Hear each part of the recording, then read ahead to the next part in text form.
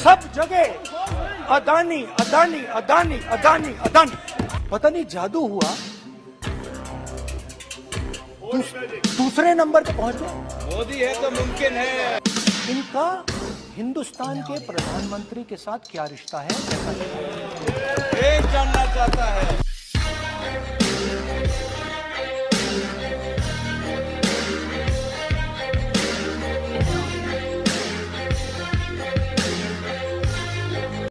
नमस्कार दोस्तों, कैसे हैं आप सब। आशा करता हूं आप सभी सुखी व स्वस्थ होंगे।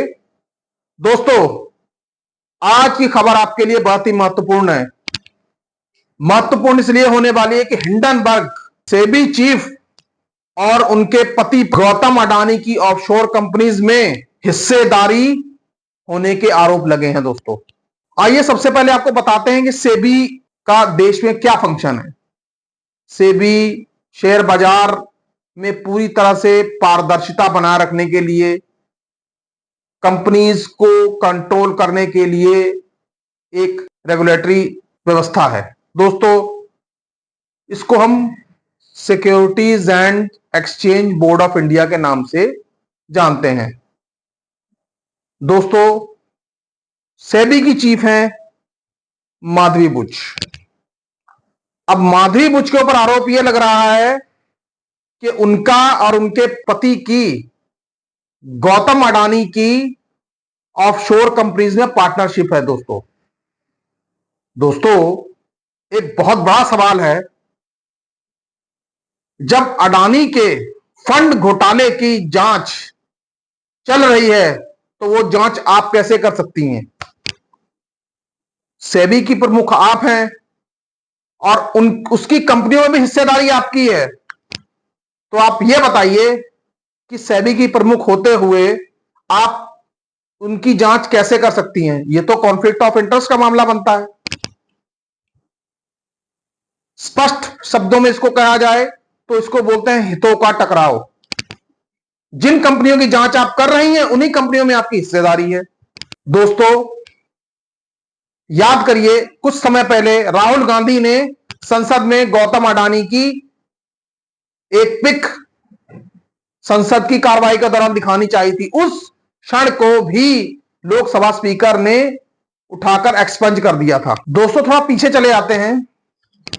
गौतम अडानी की कंपनियों पे मनी साइफनिंग स्कैंडल के आरोप लगे थे, जिसकी जांच माधवी बुच कर रही हैं। दोस्तों, जैसे ही हिंडनबर्ग की रिपोर्ट का खुलासा हुआ, तमाम विपक्षी दलों ने इसके ऊपर अपनी अपनी प्रतिक्रिया देनी शुरू कर दी है। बल्कि कांग्रेस ने तो इसके ऊपर बड़ा ही तल्ख टिप्पणी दी है। जयराम रमेश ने कुछ एक ट्वीट्स किए हैं। दोस्तों, वो आपकी स्क्रीन पर है, आप देख सकते हैं। इन ट्वीट से आपको यह पता चल जाएगा कि कांग्रेस ने किस तरीके से इस मुद्दे पर अपनी तल्ख प्रतिक्रिया व्यक्त की है। दोस्तों, यही नहीं, कांग्रेस की स्पोक्स पर्सन सुप्रिया श्रीनेत ने भी आज प्रेस कॉन्फ्रेंस की और प्रेस कॉन्फ्रेंस में उन्होंने एक बड़ी महत्वपूर्ण बात करी कि पता नहीं बीजेपी की ऐसी कौन सी दुखती रग है कि चाहे आप पीएम मोदी का नाम ना लीजिए, लेकिन जैसे ही आप अडानी का नाम ले लीजिए, पूरी भाजपा स्प्रिंग की तरह उछलना शुरू कर देती है। दोस्तों, कहीं ना कहीं सुप्रिया श्रीनेत जी की यह बात बिल्कुल सही है। गौतम अडानी का नाम लो तो लोकसभा स्पीकर कहते हैं जी आप उनका नाम नहीं ले सकते। दोस्तों, सवाल यह उठता है कि जिन कंपनियों की जांच आप खुद कर रही हैं उन्हीं कंपनियों में आपकी हिस्सेदारी है। एंड मोस्ट शॉकिंग थिंग, आप जानते हैं, लोकसभा और राज्यसभा में संसदीय कार्रवाई अनिश्चितकाल के लिए सस्पेंड कर दी गई, जो कि 12 अगस्त तक चलनी थी। और एक हैरानीजनक बात यह भी है कि वक्फ बोर्ड बिल जो अभी तक संसद में अटका पड़ा है, उसके लिए जेपीसी की मांग विपक्षी दलों ने रखी और सरकार ने उसको मान भी लिया। दोस्तों ये है ना हैरानीजनक बात। हिंडनबर्ग की रिपोर्ट कब आई है? आ रही है 10 तारीख को। क्या ये सरकार को पता था कि हिंडनबर्ग की अगर ये रिपोर्ट आई है और संसद की कार्रवाई स्थगित की गई है, अगर पार्लियामेंट चल रही होती तो विपक्षी दल इस मुद्दे को जरूर उठाते और संसद में हंगामा मच जाता। संसद में हंगामे से बचने के लिए बड़े ही नाटकीय ढंग से संसद की कार्रवाई को स्थगित कर दिया गया। दोस्तों ये सब क्या है? क्या सरकार सच सामने नहीं आने देना चाहती? क्या लोकसभा स्पीकर या राज्यसभा अध्यक्ष इनको पहले से पता था? दोस्तों अपने आप में यह बहुत बड़ा सवाल है। इस पर टीएमसी की सांसद महुआ मित्रा ने भी बड़ी ही तल्ख प्रक्रिया दी है। क्या सरकार पीओसीए और पीएमएलए के तहत एफआईआर दर्ज करेगी? उन्होंने ईडी और सीबीआई की कार्रवाई पर भी प्रश्न उठाए। दोस्तों मेरा एक प्रश्न है, क्या ईडी और सीबीआई की कार्रवाई सिर्फ विपक्षी नेताओं के लिए है? छोटे छोटे मामलों में कोई 17 महीने तक जेल में काट आता है, किसी को 6 महीने के लिए बंद कर दिया जाता है। आम आदमी पार्टी के नेता केजरीवाल अभी भी जेल में बंद है। अब ये दोस्तों ये तो मामला बहुत बड़ा है, ये तो देश हित के साथ जुड़ा हुआ मामला है। ये तो अब क्या ईडी और सीबीआई इस मामले में पूछताछ करने और मामला दर्ज करने की हिम्मत दिखाएगी? ये एक बहुत बड़ा प्रश्न है। दोस्तों थोड़ा हम आगे और चलेंगे। सेबी चीफ और उनके पति पर जो 4 गंभीर आरोप लगे हैं, जो हिंडनबर्ग की रिपोर्ट में 4 आरोप लगाए हैं, वो थोड़ा सा मैं आपको उसके बारे में बताना चाहता हूं। दोस्तों सबसे पहला आरोप तो ये लगाया गया कि माधवी और उनके पति धवल ने बरमूडा और मॉरिशस के फंड्स में हिस्सेदारी ली। ये इसलिए ली गई क्योंकि ये दोनों ही देश टैक्स हेवन माने जाते हैं।